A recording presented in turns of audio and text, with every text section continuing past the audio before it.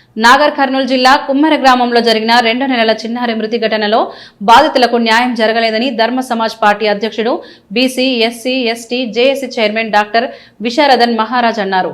చిన్నారి తల్లిదండ్రులు గణేష్, మౌనికలతో కలిసి రాష్ట్ర మానవుల హక్కుల కమిషన్ చైర్మన్ జస్టిస్ షామీం అఖ్తర్ను BC political front chairman Balaraju Goud, Visharadan మహారాజ్లు కలిసి ఫిర్యాదు చేశారు. 2 నెలల చిన్నారి మృతికి కారకులైన వారిపై హత్య కేసు నమోదు చేయలేదని, వారిని ఇప్పటి వరకు అరెస్ట్ చేయలేదని కమిషన్ దృష్టికి తీసుకెళ్లారు. ప్రభుత్వం నుండి బాధిత కుటుంబానికి ఎలాంటి చేయూత అందలేదని తెలిపారు.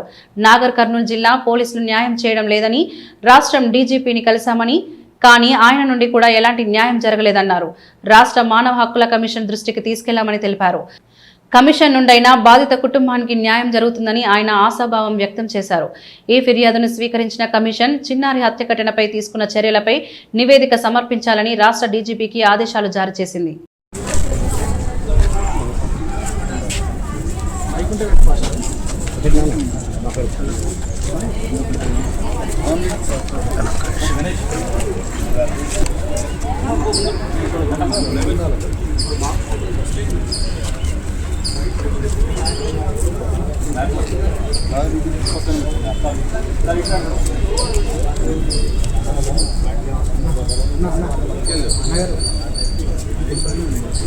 అలా ఒక్క నిమిషం సార్ ఉండే సార్ వద్దుగా.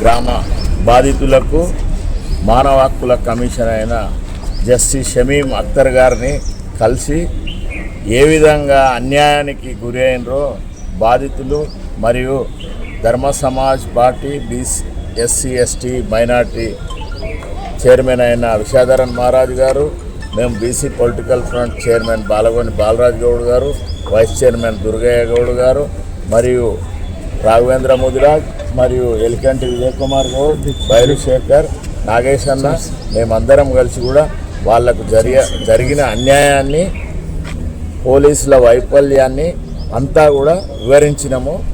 ఆయన వెంబడే స్పందించి, ఎందుకంటే ఆయనకు చాలా చరిత్ర ఉంది, ఆనెస్ట్ జ్యుడిషియల్ జస్టిస్ కాబట్టి వెంటనే స్పందించి వాళ్ళకు న్యాయం జరిగే దిశగా మా అడ్వకేట్ ద్వారా అన్నీ విని బాధితులను కూడా అడిగి ఈ సిగ్నేచర్స్ అన్నీ కూడా మీవేనా అని వివరంగా అడిగి తెలుసుకొని రిపోర్ట్ కాల్ఫర్ చేసి వాళ్ళకు న్యాయం జరిగే దిశగా మరియు ఆ సర్పంచ్ అయిన తుకారాం రెడ్డి, శ్రీనివాస్ రెడ్డి, మధుకర్ రెడ్డి పేరుకే తూతూ మంత్రంగా 3 అరెస్ట్ చేసి ఇంకా 5 మందిని అరెస్ట్ చేయలేదు కాబట్టి చట్టరీత్యా చర్య తీసుకుంటామని మేము మీ విలేకరుల ద్వారా సార్ కూడా మాకు చెప్పిండు కాబట్టి, బాధితులకు చెప్పిండు, మా అందరికి చెప్పిండు కాబట్టి మేమంతా కూడా వాళ్ళకు అండగా ఉంటాము.